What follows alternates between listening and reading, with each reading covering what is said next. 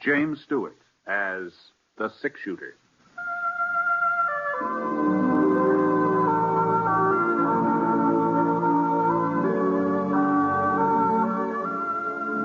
The man in the saddle is angular and long-legged.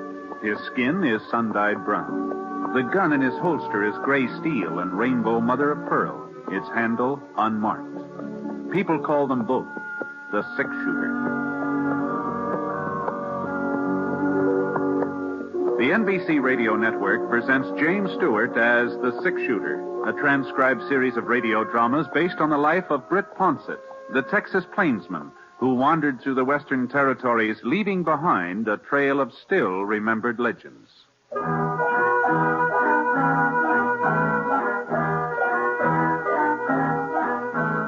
There was a nip in the air, not a freezing, biting, angry nip, but a sort of tingle that made the morning stars shimmer and swung them out of their orbits a little closer to the earth. Oh, it was a winter nip, all right, but not a hard winter.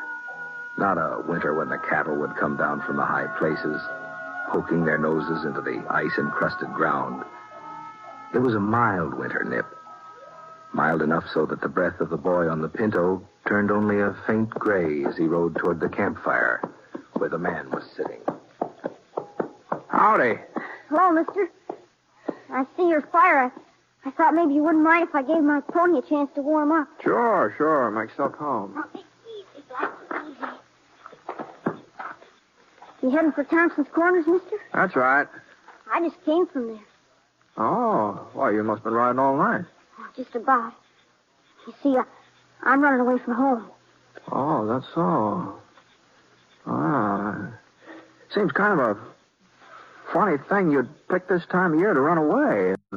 So close to Christmas, I mean. I hate Christmas. Oh? It's just for kids, anyhow. Well... I heard Aunt Millie say so. Christmas is for children, that's what she said.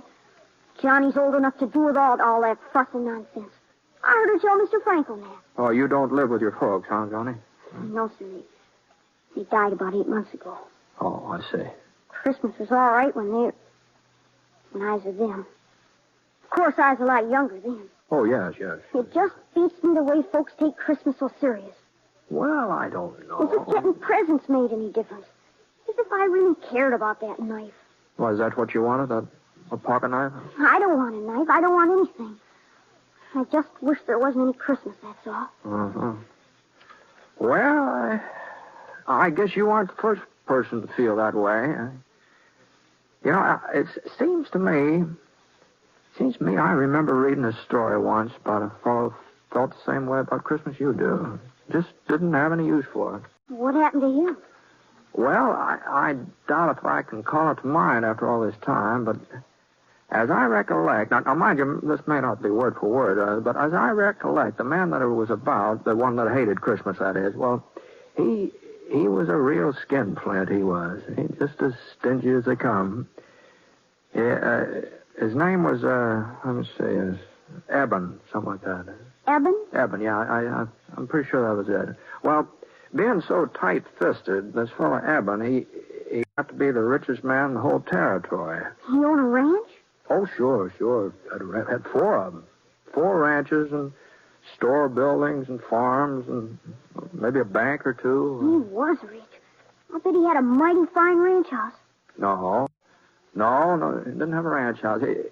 Eben wasn't the sort to spend money on a ranch house unless there was profit in it. See, he just lived alone in town, had himself a steady room at the hotel. Well, anyway, one night while Eben was sitting in his room having supper, Christmas Eve it was. Well, on this particular Christmas Eve, his only kin, a nephew, lived in the same town. He stopped by the hotel. To wish you a Merry Christmas, Uncle, and invite you to our place for dinner tomorrow. Christmas, fiddlesticks. Tolerant. I suppose you'll be closing up your livery stable for the occasion. Why, sure, Uncle Eb. And just how are the horses know it's Christmas? Answer me that.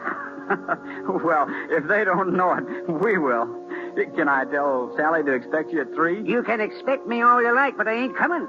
Not at 3 or any other time. Oh, if you're making so much money you can afford to be giving parties, Maybe I ought to think about raising the rents on the livery stable. Well, now, Oh, go on, get out of here before I lose my temper. All this nonsense about Christmas. Fiddlesticks. Hold it. Well, after that, Johnny, the nephew didn't stick around there. He got out of Eben's hotel room in the regular gallop. It wasn't very long before Eben had another visitor. He was a young fella, tall, lanky, not very good at speaking. He just plain ordinary cowpoke. He was the foreman of the S&M ranch. Oh, well, it took you long enough to get here. Where have you been? Selling off some of my herd without telling me about it? No, sir. That day you rode by, I was out in the range hunting strays. And a good thing I decided to check up on you, too. What's that cabin doing over by Holly Creek? And who are those people staying there? They're my family. I built the shack for them myself. I'm not going to have a bunch of nesters in my property. Tear it down. Well, one of my boys has been sick. I can't afford to rent That it. ain't my concern. It's up to you to keep your family and what you earn. So see that you get rid of that shack. Tomorrow. But tomorrow's Christmas. Oh, well. Then you'll have plenty of free time to tear it down. I'll be out the day after to make sure you've done it. Good night. Wasn't much use in arguing. Foreman knew that. So he put on his hat and shuffled out. Now Eben was alone again. At least he thought he was alone. The clock on the mantel started striking 8, and that's when it was time for him to turn in. Oh, my... So he put on his flannel nightshirt and reached for the kerosene lamp to set it on the stool beside the bed. And right about then, the strangest thing happened. What in tarnation? Johnny, old Eben saw a man's face looking right at him from inside that lamp. Eyes and hair and nose and mouth, whiskers, all just as plain as day. Jake! It was old Jake, Eben's partner. There wasn't any mistake about it at all. It was Jake right to a T. Well, Eben sure didn't like the idea of having Jake right in the same room with him. You see, Jake had been dead for over 7 years. Not that Eben really believed in ghosts or haunts or anything like that. He told himself he'd just imagining all this. Yeah, I got to get a hold of myself. He put out his hand to turn down the wick, but all of a sudden his fingers started trembling. There was Jake again, across the room this time, standing right by the bureau. No. And when the lamp slipped out of Eben's hand, the room didn't get dark at all. Jake seemed to be surrounded by a splotch of bright yellow light, and he was wearing the same boots and breeches and leather jacket that he'd had on 7 years ago, the day he died. But as Jake came closer, Eben could see that he was wearing something else. A small leather saddle strapped across his back. And hanging down from it were 2 saddlebags stuffed so full of gold nuggets and mortgage papers and land grants that Jake could hardly drag him across the floor. You recognize me, Eben? Oh, sure, Jake. Why, sure, I'd never forget you, but... Well, what are you doing here? And why are you wearing that getup? Always thinking about land and money. Always scheming and conniving. That's why I wear it. And that's why I've come to warn you, Eben. The saddle you're fixing up for yourself is even heavier than mine. But I don't know what you mean, Jake. I ain't done no wrong. I ain't never done folks no wrong. Have you ever done them any good?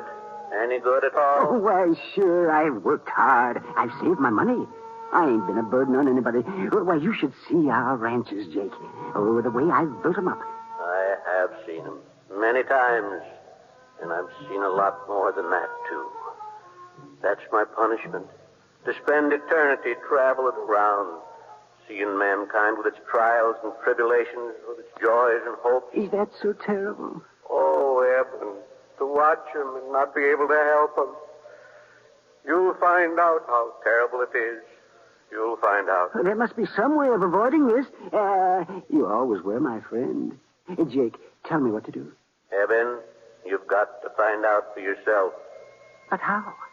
Tonight, at 1 o'clock, you'll be haunted by a ghost.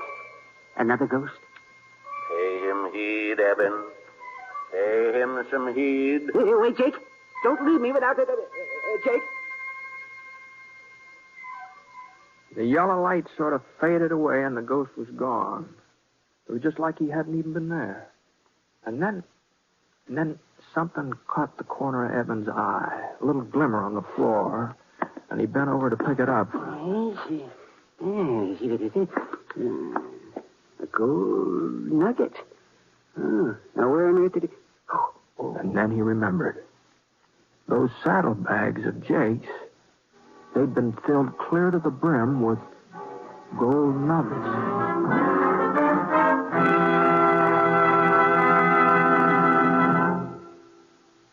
We're interrupting our story for only a moment, and only to tell you, our unseen audience, that you have helped more than you may realize to make this a very Merry Christmas for all of us on this program. Your being with us each week, your many kind letters, have told us that all the work that goes into bringing you the six-shooter has not been in vain, and we're grateful. So, friends, from all of us, Jimmy Stewart and the cast, our writer, our director, engineers, and sound technicians, our best wishes for a happy holiday season. Oh, yes, and before I forget it, beginning December 31st, the six-shooter will be on the air on Thursdays instead of Sundays. That's beginning Thursday the 31st. The time of broadcast will be listed in your local newspaper. Thank you. Now, Act 2 of The Six-Shooter, starring James Stewart as Britt Ponset.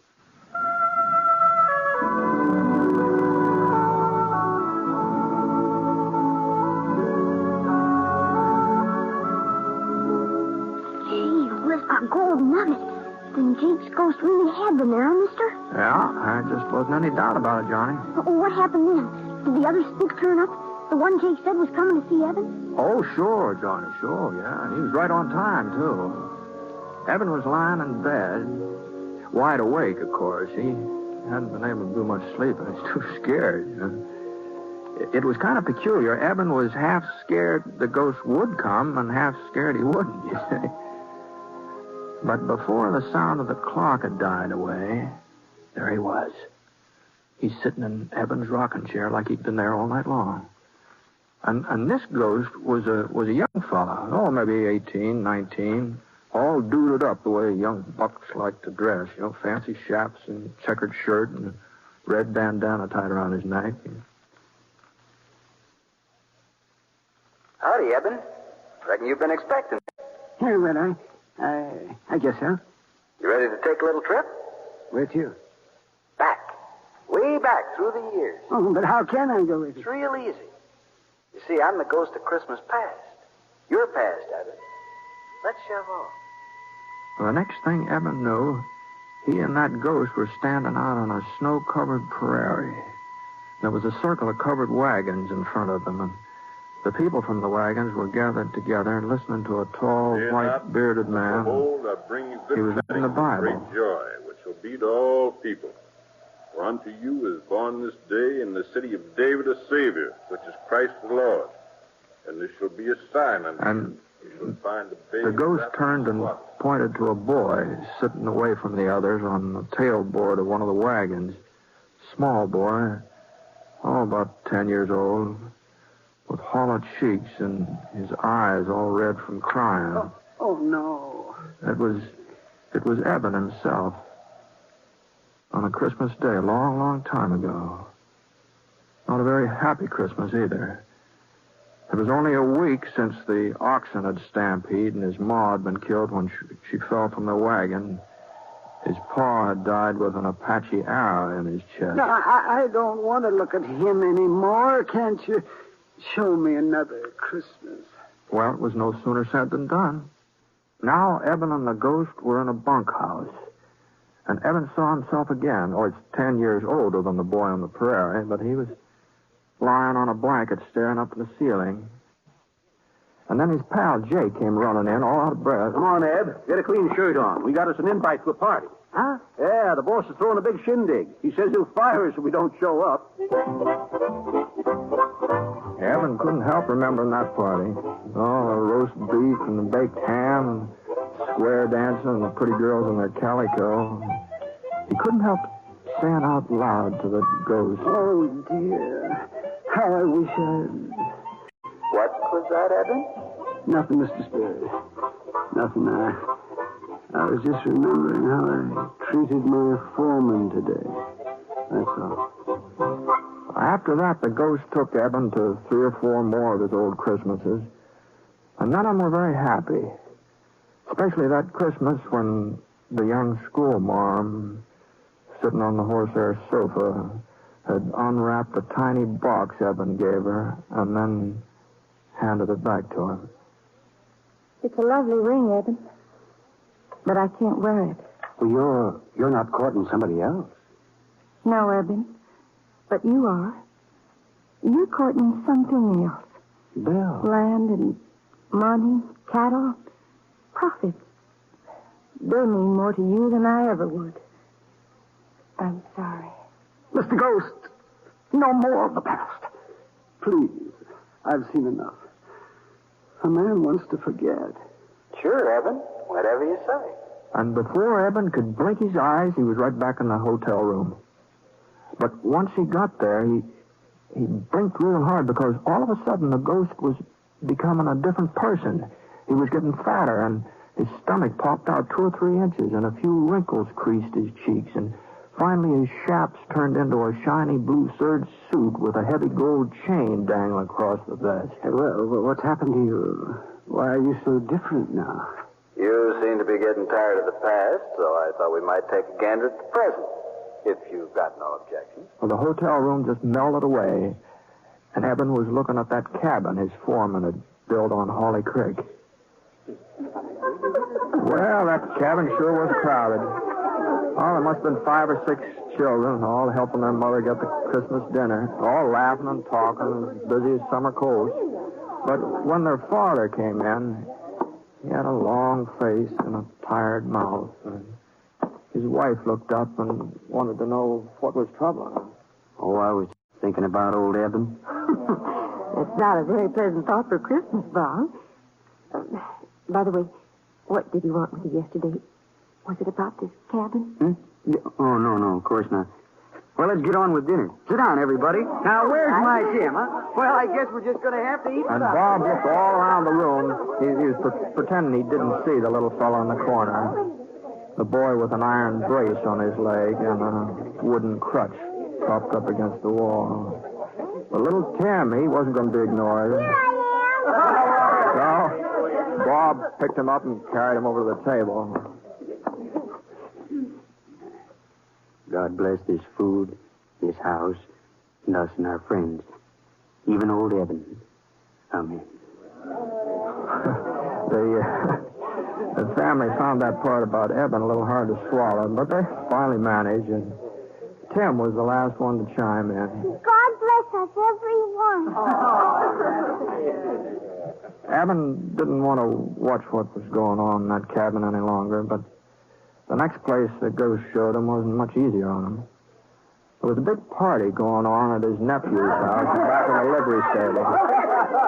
And one of the ladies was blindfolded, you see, and she was trying to pin the tail onto a donkey. But there was something peculiar about this donkey, about the way it was drawn. It looked more like a person than an animal. Well, Eben recognized who it was supposed to be right off. You see, folks, I invited Uncle Eb to be with us, but he turned me down flat. So I figured we'd have him here in spirit, if not in the flesh.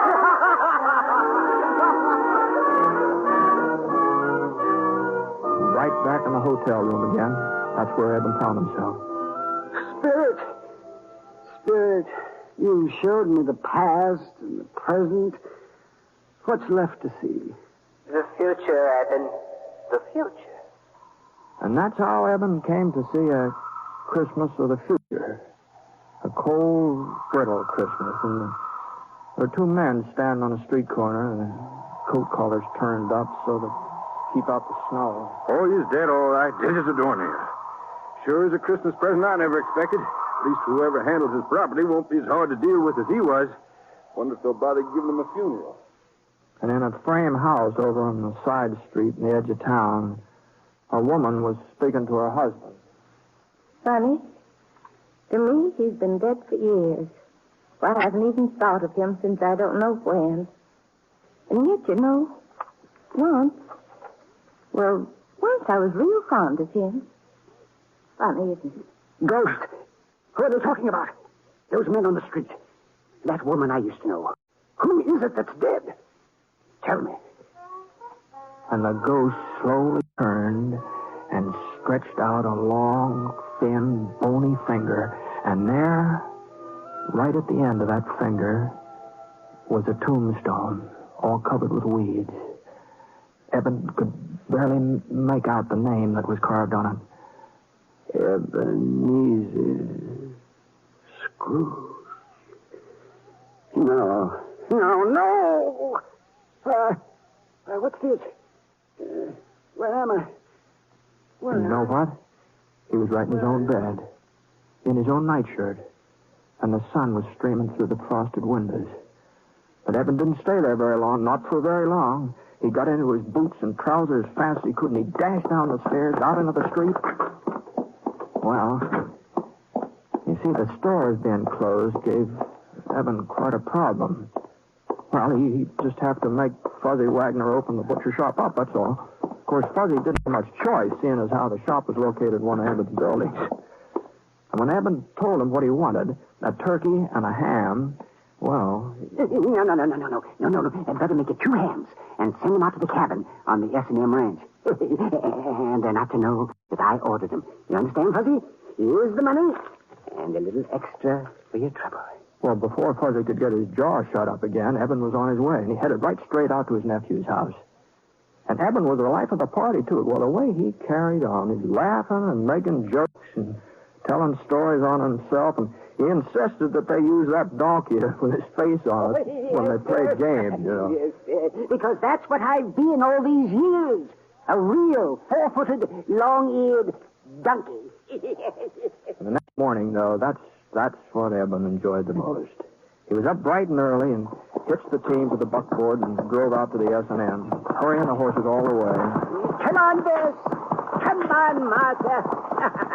Step a little lively. If he could just get out there before his foreman started tearing down that cabin. Whoa, Martha. Whoa. Yeah. Well, Robert? Yes, sir? I see you ain't carried out my orders. It was Christmas. I just couldn't tell him I'll do it today. Oh! This is the last straw. I'm not putting up with your shenanigans any longer, young fella. But please, that cabin's coming down and no buts about it. And then we're building a new ranch house in its place. Big enough for you and your whole family. What? Oh, yes. I'm also doubling your wages as of last week. Merry Christmas, Bob. Even if I am a day late. No, not a day. More like half a lifetime. But Merry Christmas anyway. And as your son says, God blesses everyone.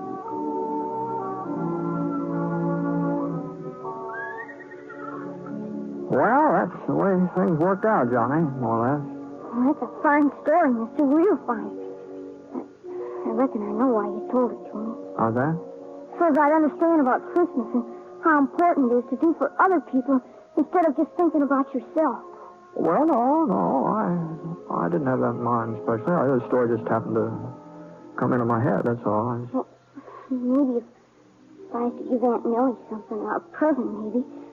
Oh, shucks, what could I give her? I don't have no money. Well, of course, there are lots of things don't cost a penny, not a single red cent, you know. Hmm? Well, now, let's see. Take that little spruce over there. It'd be real easy to cut that down and with a little fixing and maybe a few doodads from around the house. I'll bet you can make a Jim Dandy Christmas tree out of that. I suppose so, but what good's a tree without something to put under it? Oh, yeah, I see what you mean. Johnny, you don't happen to know Jim Bender, do you? In Thompson's Corner and his 3 daughters? He's only got 2, mister, Sarah and Emily. Oh, that's so. I was spending Christmas with them. It looks like I'm carrying an extra present. It's a real pretty little red bonnet with feathers on it. I couldn't take it, mister. Oh, no. I wasn't thinking of giving it to you, Johnny. But I was sort of hoping that you'd show me the trail from here on in. Of course, it would mean you're turning around going back home, but if I was the cause of you changing your plans, I'd feel obligated to pay you back some way, you know. Well, It would be only fair. Trouble is, I haven't got much money, so if you wouldn't mind accepting the bonnet instead, you'd be doing me a real favor, Johnny.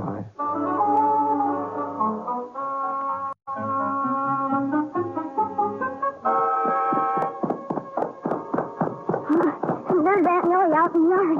Oh, she looks mad in a wet hen. Well, there is a resemblance. I'll have to admit that. Where in tarnation have you been, John Cartville? I've been looking high and low for you since dawn. Well, I just went for a little ride, Aunt Millie, to get us a Christmas tree, see? Christmas tree?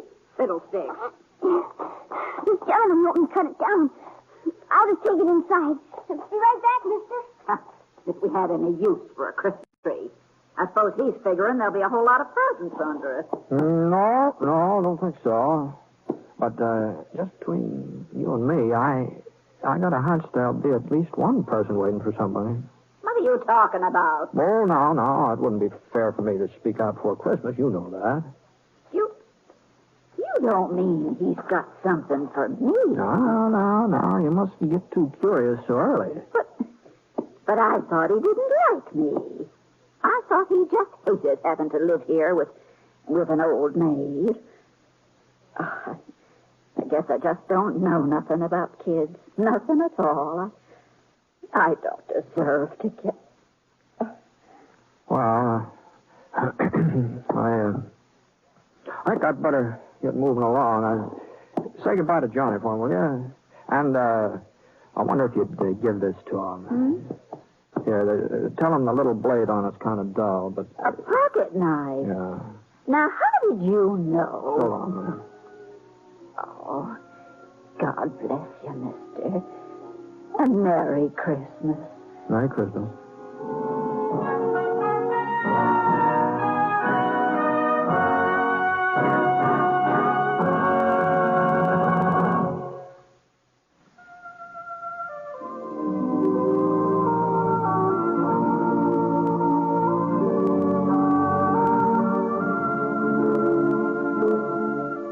Please remember now, beginning December 31st, the six-shooter will be on Thursdays instead of Sundays. We hope you'll join us in our new time. The Six-Shooter is an NBC Radio Network production in association with Review Productions. The transcribed story was written by Frank Burt in collaboration with Charles Dickens. Mr. Stewart may soon be seen in the Universal International picture The Glenn Miller Story. Howard McNear played Scrooge, and special music was by Basil Adlam. The entire production is under the direction of Jack Johnstone. All characters and incidents are fictitious, and any resemblance to actual characters or incidents is purely coincidental. And now, until Thursday the 31st, this is Hal Gibney speaking. Merry Christmas.